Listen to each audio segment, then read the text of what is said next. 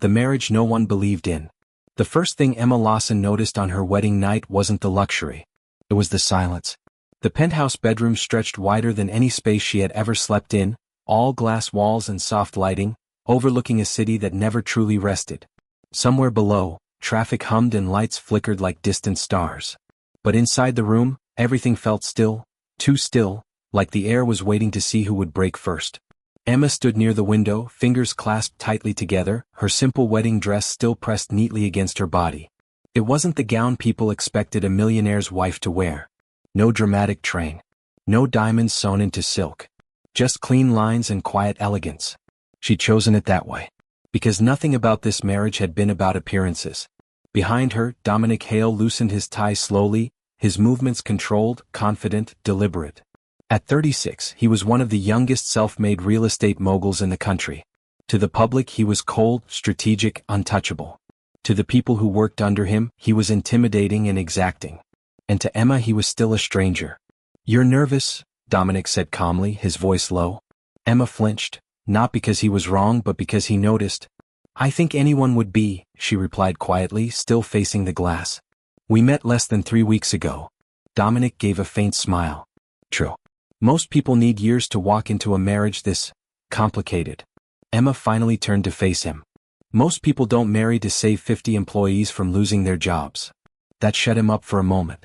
Emma had grown up watching her father build a mid-sized design company from the ground up. When a corruption scandal in the construction industry wiped out their credit and scared away investors, their firm collapsed overnight, guilty by association, even though they'd done nothing wrong. Overnight, her father became a man staring down bankruptcy, lawsuits, and layoffs. Dominic Hale's offer had come like a storm. He would erase all debts, protect every employee, fund future projects. In return, marriage. People whispered viciously. She sold herself. She trapped a billionaire. She's just another pretty face climbing her way up. No one asked why a woman with 2 degrees and a promising career would give it all up. No one asked how desperate a family had to be for a daughter to agree to something like this. Dominic stepped closer now, stopping a respectful distance away. "This marriage wasn't meant to humiliate you," he said. "It was a solution." Emma laughed softly, but there was no humor in it. "That's the problem. Everyone thinks I'm the problem that needed solving." His eyes narrowed slightly. "Who?" "The press. You're bored. Your friends." Her voice tightened. "Your mother." Dominic exhaled slowly. "My mother thinks no woman marries without an agenda." Emma met his gaze. "Then she and the rest of the world will be very disappointed." The silence returned, heavier than before. Dominic finally spoke again, his voice lower, closer. "I won't pretend this is a fairy tale," he said. "But I will say this, nothing in my life has ever been handed to me. I don't respect weakness. I don't tolerate manipulation." Emma's jaw tightened. "And I don't tolerate being spoken to like I'm disposable," she replied firmly. That surprised him. Dominic studied her more carefully now, not like a contract, not like a liability, but like someone reassessing a bad assumption. He leaned in slightly, his voice dropping to a private whisper meant only for her. "I will finish you in bed," he said quietly, not as a threat, but as a challenge. "And by morning, we'll both know if this marriage survives reality." Emma's heart pounded, but she didn't step back. Instead, she lifted her chin. "Careful," she said softly. "You might discover I'm not as fragile as everyone told you." Something shifted in his expression. Not desire. Respect. But the real test didn't come from Dominic. It came the next morning. Emma arrived at Dominic's corporate headquarters wearing a modest navy dress, hair pulled back neatly, posture straight. She expected whispers. She expected judgment. She didn't expect open disrespect. A senior executive blocked her path at the elevator. "Mrs. Hale," he said with a thin smile, eyes scanning her like she didn't belong. "This floor is restricted." Emma smiled politely. "I'm aware. I'm expected." The man chuckled. "Look, this isn't a charity tour. Dominic may have married you, but business meetings aren't for decoration." Several people nearby paused, listening. Emma felt the heat crawl up her neck, but she didn't raise her voice. "I have 2 master-level design certifications and 6 years of sustainable development experience," she said calmly. "I'm here because your company is bleeding millions on outdated environmental compliance strategies." The man laughed louder. "Sure you are." At that moment, Dominic stepped out of his office. He didn't shout. He didn't intervene. He simply watched. Emma turned slowly, meeting his eyes across the room. The executive scoffed. Sir, I was just. Dominic raised one hand. Let her speak. The room went quiet. Emma inhaled once, steadying herself. You're losing contracts because cities won't approve projects that fail long-term sustainability audits, she said clearly. I reviewed your last 3 rejected bids last night. The problem isn't funding. It's outdated design philosophy. Dominic's board members exchanged glances. Emma continued. Give me 10 minutes and a whiteboard. I'll show you how to save $40 million in penalties this year alone. Silence. Then Dominic nodded. 10 minutes, he said.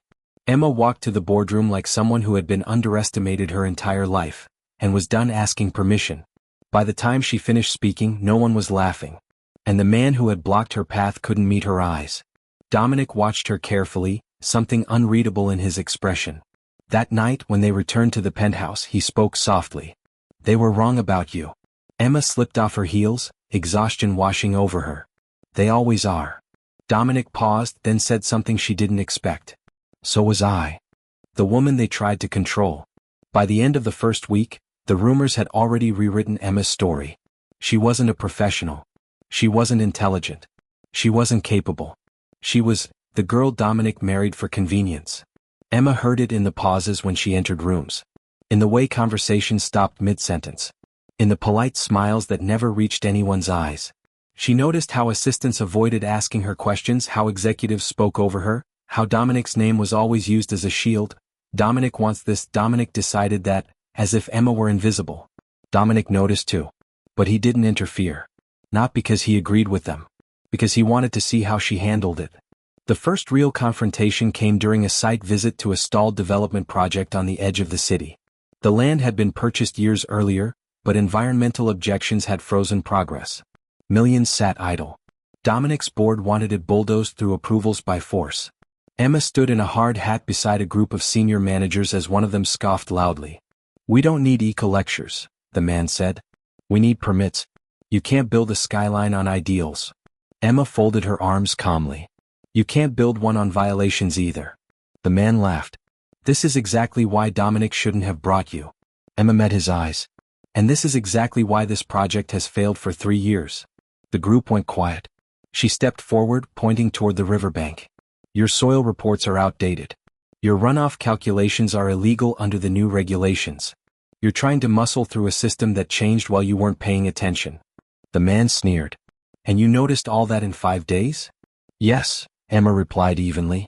Because I read everything instead of assuming money solves problems. That stung. Dominic watched silently as Emma walked them through a revised plan: green infrastructure, community integration, long-term tax incentives. She didn't simplify. She didn't soften her language. She spoke like someone who belonged there. When she finished, one executive muttered, "She sounds like she owns the place." Emma turned to him. "No. I sound like someone who respects it." The approval committee greenlit the project within 48 hours. The next morning, Dominic's mother requested breakfast. Margaret Hale was elegance wrapped in steel. She wore pearls even at home, her posture rigid, her gaze sharp. She looked Emma up and down with open assessment. "So," Margaret said coolly, "you're the woman who thinks she's changing my son." Emma smiled politely. "I'm not trying to change him." Margaret raised an eyebrow. "That's what they all say." Emma stirred her coffee calmly. "I'm not here for his money, his name, or his control." Margaret scoffed. "Every woman says that." Emma met her gaze without blinking. "Then every woman you've met was lying." The tension tightened. Margaret leaned back. "You think you're special." "No," Emma replied softly. "I think I'm honest." Margaret's lips pressed thin. "This marriage won't last." Emma nodded. "Maybe not. But if it ends, it won't be because I was small." Margaret stared at her, really stared, for the first time. Later that day, Dominic found Emma reviewing contracts in his office. "You didn't need to challenge her," he said quietly. Emma didn't look up. "She challenged me the moment she decided who I was." Dominic studied her. "You're not afraid of anyone." Emma finally met his eyes. "I've been afraid my whole life. I just refused to let it decide for me anymore." That night something changed. Dominic didn't sleep beside her like an obligation. He stayed awake talking. They spoke about failure. About expectations. About being alone in rooms full of people. Dominic admitted something no one else knew, that he built empires because silence scared him. Emma admitted she agreed to this marriage because she was tired of being invisible. They didn't touch. They didn't rush. They connected. But the world outside wasn't finished testing her. A leaked article hit the press 2 weeks later. Billionaire's bride has no real experience. It questioned her credentials. Suggested she was exaggerating her role. Claimed she was manipulating Dominic behind closed doors. Emma found the article waiting on her desk. Her hands shook. Dominic read it too. He looked furious. "I'll shut this down," he said sharply. Emma stopped him. "No." He frowned. "They're attacking you." Emma inhaled slowly. "Then let them. I'm done hiding." That afternoon she requested to present at the annual development summit, a stage Dominic had never shared. Executives objected. Board members resisted. Dominic said one sentence. "Let her speak." Emma walked onto the stage facing hundreds of industry leaders who expected a spectacle. She gave them truth. She broke down the myths, exposed the lies, presented data so clear it was impossible to ignore. She spoke about sustainable profit, ethical leadership, and respect, not as buzzwords but as survival tools. When she finished, the room stood. Not because she was Dominic Hale's wife, but because she had earned it. Back in the car, Dominic finally said what he'd been holding back. "I underestimated you." Emma looked out the window. So did everyone else. He turned to her. "Not anymore." That night, when he reached for her hand, it wasn't dominance. It was invitation. And Emma realized something profound. She hadn't married power. She had become it. The night everything changed, final. The night Emma finally understood the weight of what she had become did not begin with applause. It began with betrayal. The invitation arrived just after sunset, a formal charity gala hosted by one of Dominic's oldest investors. Attendance was mandatory. Visibility was expected. Emma sensed tension the moment Dominic read the message, his jaw tightening, his thumb pausing over the screen. "They want to test you," he said quietly.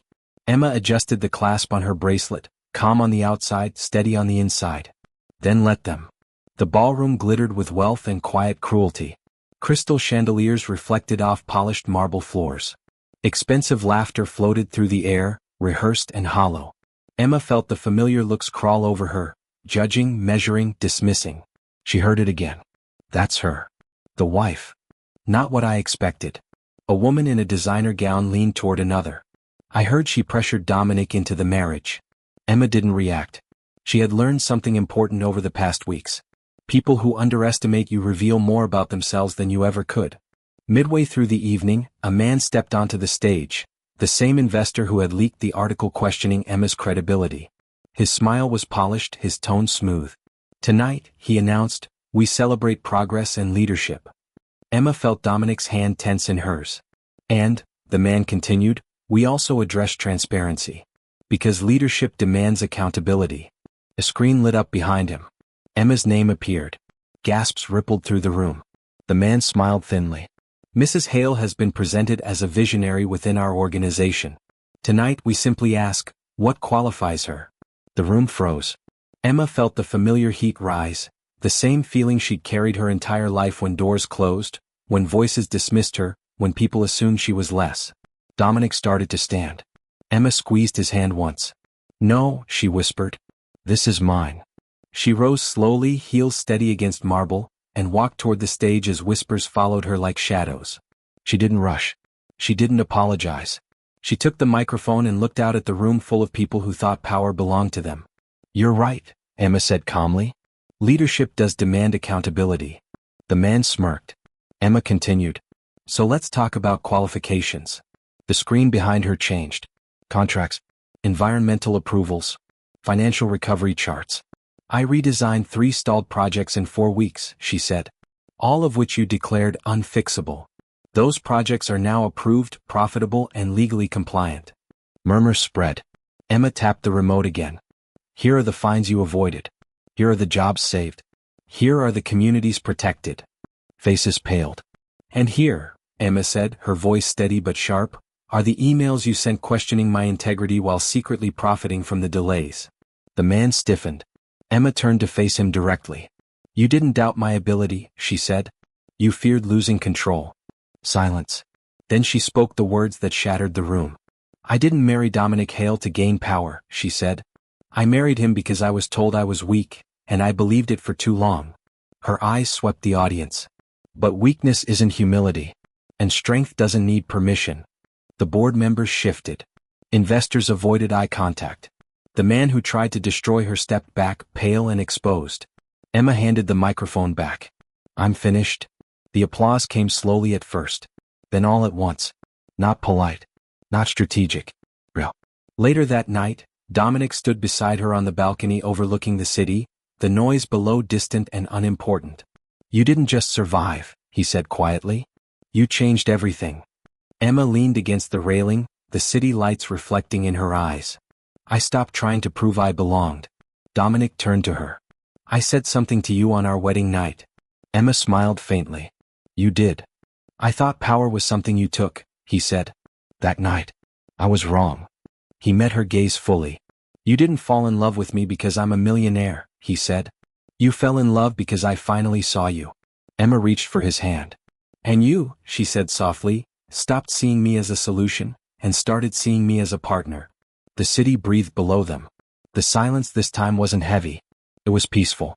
Because Emma Lawson hadn't just earned respect. She had forced it into existence.